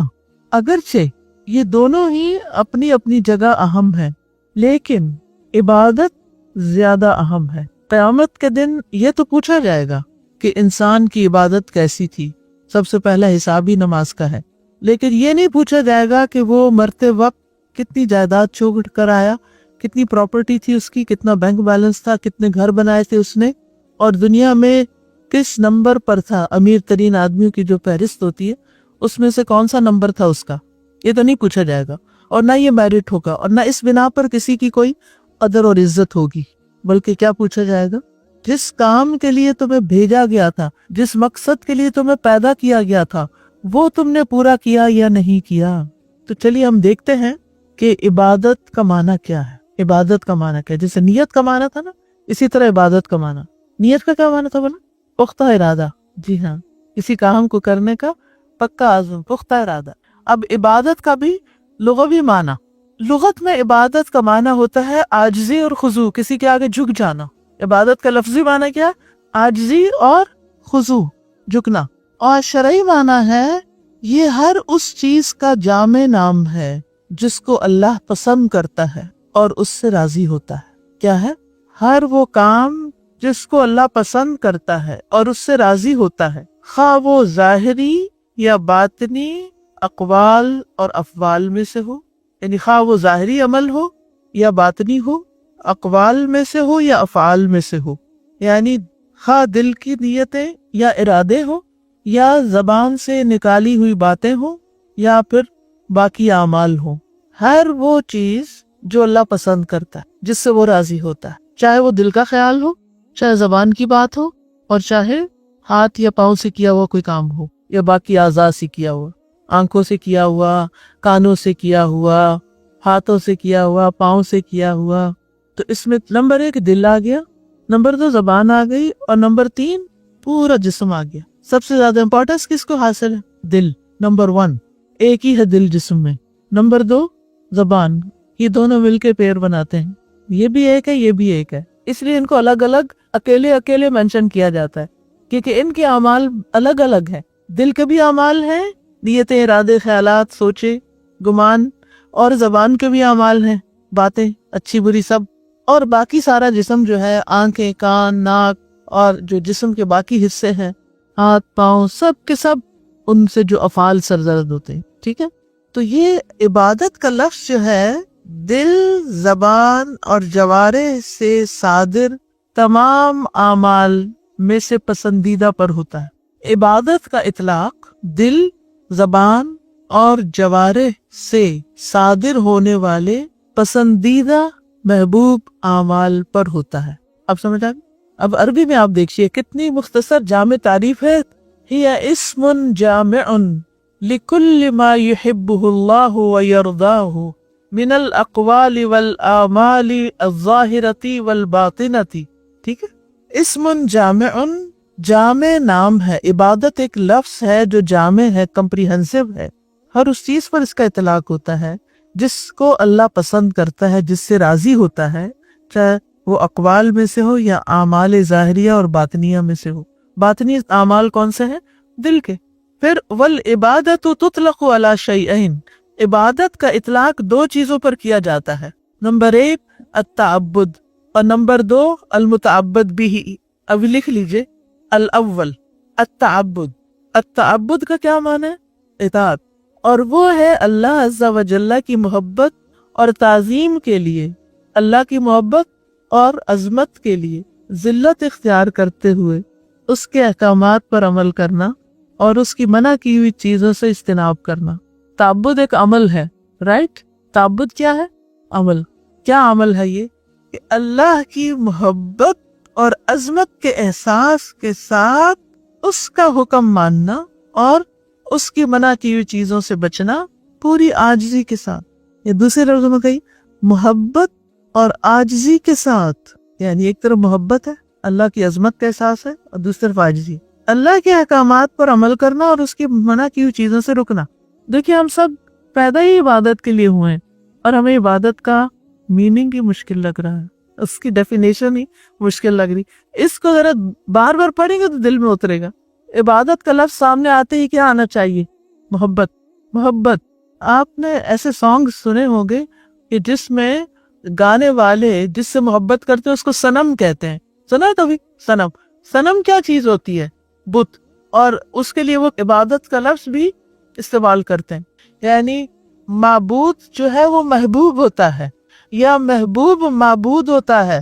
سمجھ آئی؟ محبوب beloved جس سے ہم محبت کرتے ہیں وہ کیا ہوتا ہے؟ ہمارا معبود بھی بن جاتا ہے، کیونکہ ہم اس سے کیا کرتے ہیں؟ محبت کرتے ہیں. اور اس کے لیے کیا کرتے ہیں؟ اس کی تعظیم کرتے ہیں. اور پھر اس کے آگے کیا کرتے ہیں؟ جھک کے رہتے ہیں یا اکڑ کے رہتے ہیں؟ جھک کے رہتے ہیں. اس کی بات مانتے ہیں یا نہیں مانتے؟ اور جس چیز کو وہ پسند نہیں کرتا پھر ہم بھی کیا کرتے ہیں؟ پسند نہیں کرتے. اب سمجھ آئی؟ اب غیر اللہ سے جوڑا نا تو پھر سمجھ آ گئی ہے، کیونکہ ہم کرتے یہی ہیں نا. تو پھر دیکھیے ڈیفینیشن یہ پکی کرانی ہے نا آپ کو، کیونکہ ساری زندگی کے لیے چاہیے. یہ صرف اس کورس کے لیے نہیں ہے. تعبد کیا ہے؟ اللہ کے احکامات پر عمل کرنا. کس جذبے کے ساتھ؟ محبت کے ساتھ، عظمت کے احساس کے ساتھ. کیا کرتے ہوئے؟ جھکتے ہوئے، عاجزی اختیار کرتے ہوئے. اور صرف اس کے احکام پر عمل کرنا یا اس کی ناپسندیدہ چیزوں کو چھوڑنا بھی، اس کی منع کی ہوئی چیزوں کو چھوڑنا بھی. ٹھیک ہے. دوسرا ہے المتعبد بھی، اور مشکل. وہ کیا چیز ہوتی ہے؟ بھی کا کیا مطلب ہوتا ہے؟ جس کے ساتھ. یعنی اب آپ نے اوپر تو یہ کہا نا کہ ہم محبت کے ساتھ بات مانیں گے، چلو سیدھی سی بات یوں کر لیتے ہیں، ٹھیک ہے، یا کچھ کریں گے اللہ کی محبت کے لیے کچھ کریں گے تو کیا کریں گے؟ وہ جو کریں گے نا، جو طریقہ اختیار کریں گے وہی متعبد بھی ہی ہے. اس سے مراد اقوال اور ظاہری اور باطنی اعمال میں سے ہر وہ چیز ہے جس سے اللہ محبت رکھتا ہے. یعنی اقوال کیا؟ متعبد بھی ہی ہیں. جیسے تسبیح، یہ متعبد بھی ہی ہے. جیسا کہ دعا اور ذکر کرنا، محبت اور خوف، اور نماز، اور اسی طرح کی دیگر چیزیں. نماز کیا ہے؟ متعبد بھی ہی ہے. وہ چیزیں ہے، وہ طریقہ جس کے ساتھ ہم اللہ کی عبادت کرتے ہیں. جیسے عام مثال میں ہے کہ ایک ہے کھانا، یہ کیا ہے؟ ایکشن. اور ایک ہے کھانے کا آلہ، جیسے چمچ ہے مثلا، ٹھیک ہے. تو آپ کھانا کس کے ساتھ کھاتے ہیں؟ چمچ کے، ایک ذریعہ، ایک واسطہ. ایک ہے عبادت اور ایک ہے وہ کام جس سے وہ عبادت کرتے ہیں. اس میں ہمارے اقوال بھی ہیں اور ہمارے اعمال بھی ہیں، اور مال خرچ کرنا بھی، اپنے جسم کے ساتھ جو ہم ایکشنز کرتے ہیں وہ بھی، یہ سب کچھ. عبادت میں دو چیزیں، ایک عبادت اور ایک وہ کام ہے جن سے عبادت کی جاتی ہے. ٹھیک ہے، اتنی آسان چیز ہے یہ. پھر عبادت کے 3 ارکان ہیں. دیکھیے یہ عام درس نہیں ہے نا، اگر درس ہوتا تو میں صرف سمپل باتیں کر کے آگے نکل جاتی. یہ کلاس ہے، یہ علم ہے، یہ تعلیم ہے. آپ اس طرح سیکھیں گے تو انشاءاللہ آپ کے اندر ایک اور میچورٹی کا لیول آئے گا. پھر یہاں آنے کا فائدہ، اتنا سب کچھ لگا کے آپ یہاں آ کے بیٹھے اور میں آپ کو ایک اچھا سا میٹھا سا درس سنا کے بھیج دوں تو یہ تو کوئی بات نہیں ہے. عبادت کے 3 ارکان ہیں، ٹھیک ہے، یا عبادت کی بنیاد 3 ارکان پر ہے. نمبر 1 محبت، والذین آمنوا اشد حبا للہ، یعنی اللہ سبحانہ تعالیٰ کے لیے کمال درجے کی محبت ہونا. جب ہم اللہ سبحانہ تعالیٰ کے لیے نماز پڑھتے ہیں تو اپنے آپ سے پوچھیں محبت کتنی ہوتی ہے، اس میں کتنی محبت ہوتی ہے. تو وہ عبادت کے 3 رکن ہیں. آپ یوں سمجھے جیسے ایک میز ہے نا، اس کے 3 پائے ہیں. محبت نکلی تو کیا ہوا؟ ہلنے لگا نا، کھڑا ہی نہیں ہو سکتا، قائم ہی نہیں ہو سکتا. تو نماز قائم کرنے کے لیے کیا چاہیے؟ محبت چاہیے. اب اپنے اپنے دلوں کا ہم جائزہ لے لیں، ہمیں کتنا شوق ہوتا ہے نماز کے. نبی صلی اللہ علیہ وسلم لوگوں کے ساتھ باتیں کر رہے ہوتے تھے تو کہتے تھے یا بلال اقم الصلاۃ ارحنا بہا، بلال نماز قائم کرو، اذان دو اور ہمیں اس سے راحت پہنچاؤ. راحت پہنچ، یعنی دل بےتاب ہے، دل کہیں اور لگا ہوا ہے، ان باتوں میں نہیں لگا ہوا. کیا ہمارا حال بھی یہی ہے؟ ہم کہتے ہیں اچھا ابھی تو اذان ہوئی، ٹھہر جاؤ، اتنی کیا جلدی ہے تمہیں، ابھی ہم ذرا کچھ باتیں کریں. یہ روز روز تھوڑی آتے ہیں. تو پہلا رکن ہے محبت. اچھا، نمبر 2 کامل درجے کی امید ہونا. کامل درجے کی امید ہونا، وَيَرْجُونَ رَحْمَتَهُ، اور وہ اس کی امید رکھتے ہیں. اور نمبر 3 کامل خوف ہونا، یعنی اللہ تعالیٰ کا کامل خوف. وَيَخَافُونَ عَذَابَهُ، سورۃ الاسراء میں آتا ہے، اور اس کے عذاب سے ڈرتے ہیں. تو 3 ارکان کون سے ہو گئے؟ محبت، امید اور خوف. یہ عبادت کے اندر ہونا چاہیے. جب ہم نماز پڑھتے تو ہمیں امید ہوتی ہے نا کس چیز کی؟ کہ اللہ تعالیٰ ہمیں بخش دیں گے، اللہ تعالیٰ قبول کر لیں گے، ہمارے درجے بلند ہوں گے وغیرہ. اور اس کے ساتھ خوف ہوتا ہے یا نہیں کہ پتہ نہیں قبول ہوئی یا نہیں، ہونا چاہیے یا نہیں ہونا چاہیے. تو یہ 3 ارکان ہیں. ٹھیک ہے. اب اگر کوئی شخص نماز پڑھ کے تکبر کرنے لگے، جی میں تو تہجد بھی پڑھتا ہوں اور میں نے 3 نمازیں پڑھ لی ہیں، اور اسے کوئی ڈر نہ ہو اللہ کا، کیونکہ جب اللہ کا ڈر آتا ہے نا تو پھر انسان کے اندر خشوع پیدا ہوتا ہے، عاجزی پیدا ہوتی ہے، اور جب امید آتی ہے تو محبت پیدا ہوتی ہے، تو وہ عبادت کا مقصد پورا ہوتا ہے. پھر ہے عبادت کی اقسام. ٹھیک ہے. اعضاء کے ساتھ قائم ہونے کے لحاظ سے عبادت کی 3 اقسام ہیں. پہلی قسم دل کی عبادات. جی دل بھی عبادت کرتا ہے. اب یہ ذرا لکھ لیجئے کیا ہے دل کی عبادات؟ محبت، خوف، امید، عاجزی، رجوع، خشیت، ڈر، توکل، اور اسی قسم کی دوسری عبادات جیسے تقوی. دوسری قسم زبان کی عبادات، جیسے حمد کے کلمات کہنا، لا الہ الا اللہ کہنا، تسبیح کرنا، استغفار کرنا، قرآن کی تلاوت کرنا، دعا مانگنا، اور اس جیسی دیگر عبادات. ٹھیک ہے. یہ کس سے کرتے ہیں؟ زبان سے کرتے. تیسری قسم اعضاء کی عبادات، جیسا کہ نماز پڑھنا، روزے رکھنا، زکوٰۃ ادا کرنا، حج کرنا، صدقہ، جہاد، اور اسی طرح کی دیگر عبادات، خاص عبادات. ہم عام طور پر عبادت کس کو کہتے ہیں؟ صرف نماز، روزہ، حج، زکوٰۃ، بس یہ خاص عبادات ہیں.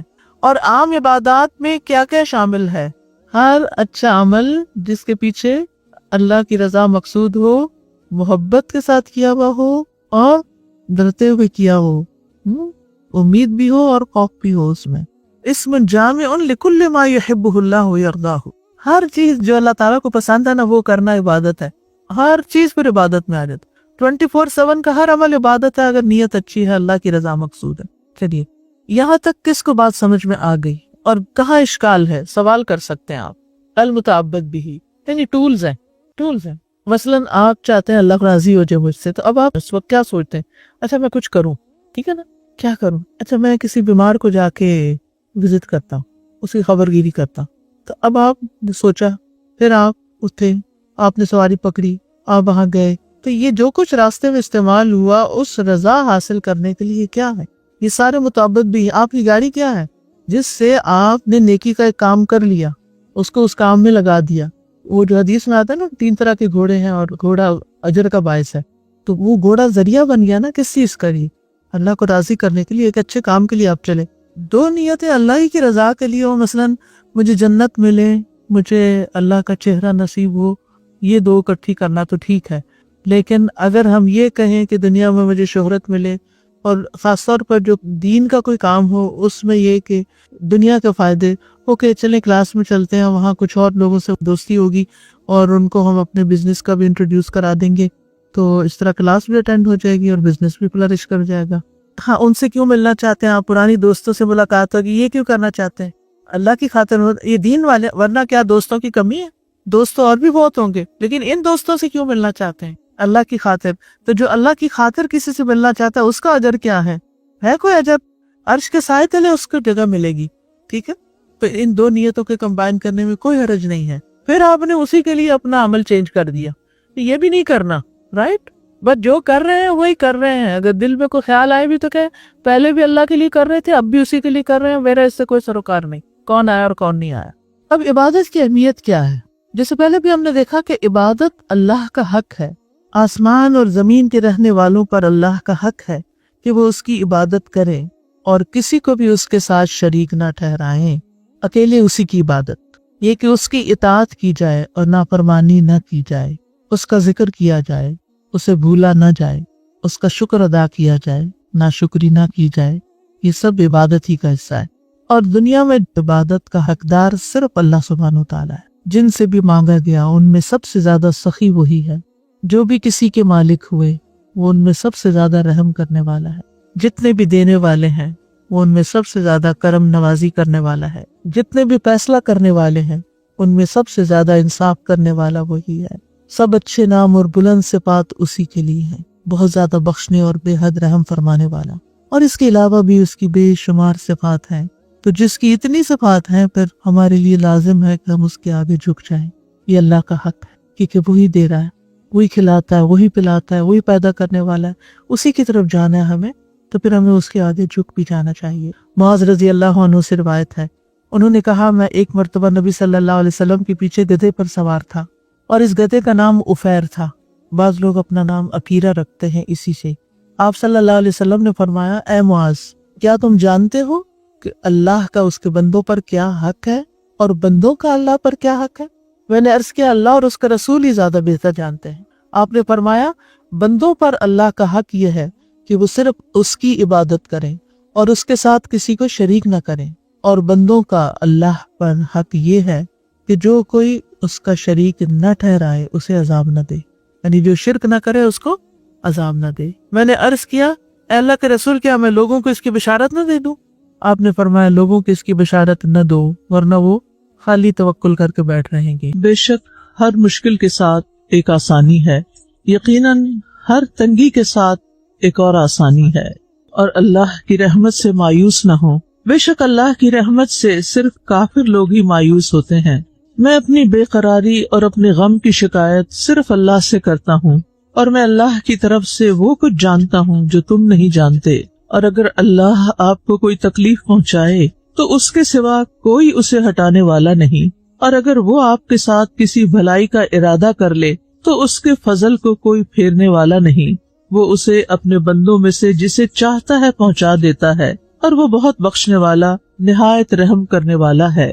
میں اس کے ساتھ کسی کو شریک نہیں کرتا، تیرے سوا کوئی الہ نہیں، تو پاک ہے، بے شک میں ہی ظالموں میں سے ہوں، اور اللہ بلند و برتر کے سوا کسی کے پاس زور اور طاقت نہیں ہے۔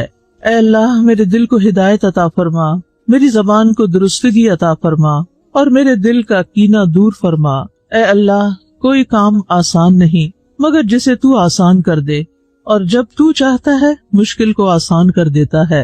اے اللہ بے شک میں تیرا بندہ اور تیرے بندے کا بیٹا اور تیری بندی کا بیٹا ہوں، میری پیشانی تیرے قابو میں ہے، میرے حق میں تیرا حکم جاری ہے، تیرا فیصلہ میرے بارے میں انصاف پر مبنی ہے۔ میں تجھ سے سوال کرتا ہوں تیرے ہر اس نام کے ساتھ جو تو نے اپنے لیے رکھا، یا تو نے اپنی مخلوق میں سے کسی کو سکھایا، یا تو نے اپنی کتاب میں اتارا، یا تو نے اسے اپنے پاس علم غیب میں رکھنے کو ترجیح دی کہ تو قرآن کو میرے دل کی بہار، میرے سینے کا نور اور میرے غم کو دور کرنے والا اور میری فکر کو لے جانے والا بنا دے۔ اے اللہ میرا ہم و غم آخرت کو بنا دے۔ آمین۔ کوئی آپ کو کبھی کوئی پریشانی، کوئی غم لگا؟ کبھی ہوا؟ اچھا، کوئی ایسا ہے جس کو کبھی کوئی پریشانی نہیں ہوئی یا کوئی غم نہیں ہوا؟ کوئی بھی نہیں، سبھی کو ہوتا ہے، سبھی کے ساتھ یہ سلسلے چلتے ہیں۔ امام ابن القیم رحمہ اللہ فرماتے ہیں، ان کی کتاب ہے طریق الہجرتین، طریق الہجرتین ایک کتاب کا نام ہے، اس کے پہلے والیوم کے پیج 279 میں ہے۔ وہ کہتے ہیں شیطان کے لیے مومن کے غم سے بڑھ کر کوئی چیز محبوب نہیں، شیطان کے لیے مومن کے غم سے بڑھ کے کوئی چیز محبوب نہیں۔ اس کو سب سے اچھا اس وقت لگتا ہے، سب سے خوش اس وقت ہوتا ہے جب مومن غمگین ہو جاتا ہے، غم طاری ہو جاتا ہے اس پہ۔ لہٰذا تم خوش رہو، حشاش بشاش رہو، پر امید رہو، اور اللہ تعالیٰ پر حسن ظن رکھو، جو پیچھے ہم باب پڑھ چکے ہیں، تاکہ تم ذہنی سکون جیسی نعمت کو حاصل کر سکو۔ اور یہ ذہنی سکون اللہ سے حسن ظن رکھے بغیر حاصل نہیں ہوتا۔ اگر آپ اللہ سے ہی ناراض ہیں نا، میرے ساتھ یہ کیوں ہوا، میری قسمت میں یہ کیوں لکھ دیا، تو آپ کبھی بھی خوش نہیں رہ سکتے۔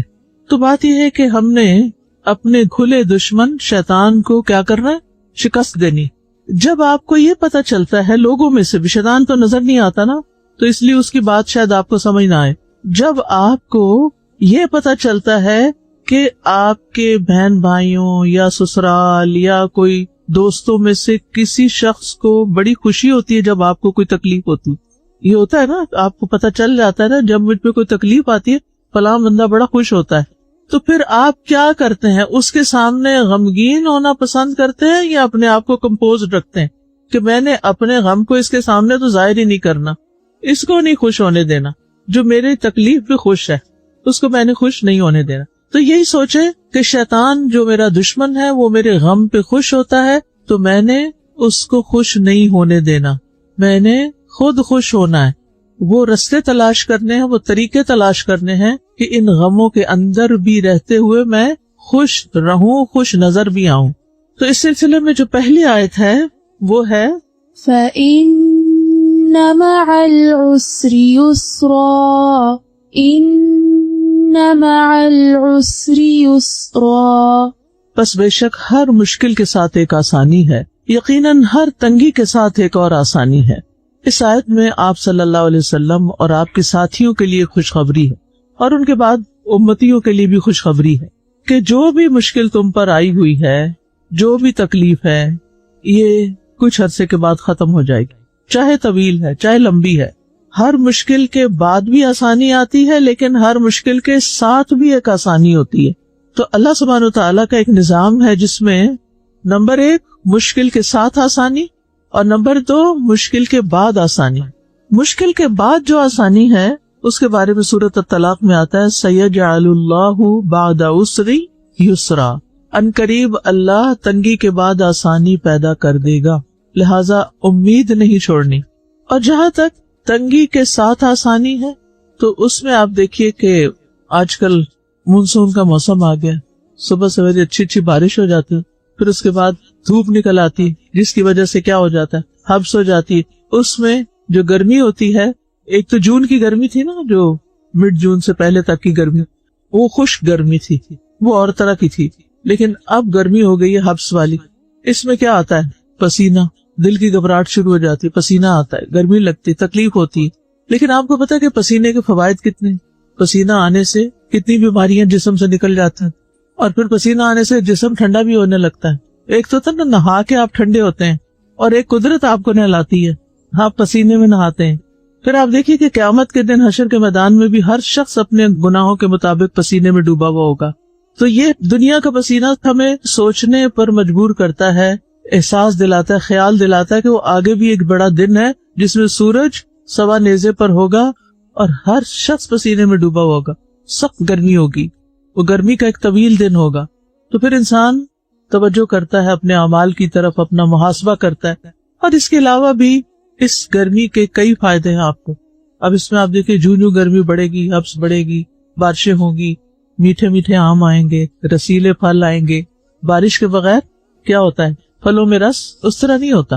آپ جتنا چاہے پانی لگا لیں، روز لگا لیں، وہ رس نہیں آئے گا، وہ مٹھاس نہیں آئے گی جو 1-2 بارشوں کے بعد ہی آ جائے گی. گرینری ایک آپ پانی لگاتے ہیں اس سے بھی ہو جاتی ہے پیدا، لیکن ایک جو بارش کے بعد گرینری آتی ہے اس کی خوبصورتی کچھ اور ہوتی. تو ان مع العسر یسرا، لیکن اس یسر کو دیکھنے والی نگاہ ہونی چاہیے کہ یہ جو تنگی اس وقت مجھ پہ آئی ہوئی ہے، جس نے مجھے پریشان کر رکھا ہے، شدید گھبراہٹ میں مبتلا کر رکھا ہے، اس کے ساتھ مجھے آسانی کیا ملی ہوئی ہے. اپنا فوکس ادھر کر دیں، دھیان ادھر کر دیں، آسانیوں کو دیکھنے لگیں. ایک شخص بیمار ہو جاتا ہے، بیماری ایک بڑی مصیبت ہے، لیکن آسانی کیا ہے کہ لیٹ جاتا ہے آرام سے بیڈ پہ، جو ویسے اس وقت میں کبھی نہیں لیٹ سکتا. سارے کیئر کرنے لگتے ہیں، سارے آ جاتے ہیں، کوئی کچھ لے آتا ہے آپ کے لیے، کوئی کچھ پوچھتا ہے. وہ سارے جو آپ کو بھولے ہوئے تھے لوگ، جن سے آپ کو شکایت تھی کہ وہ میرا حال ہی نہیں پوچھتے، اب کیا ہوتا ہے؟ بیمار کا حال سب پوچھنا شروع ہو جاتے ہیں. تو اسی طرح باقی چیزوں میں بھی آپ غور کیجئے کہ تنگی کے ساتھ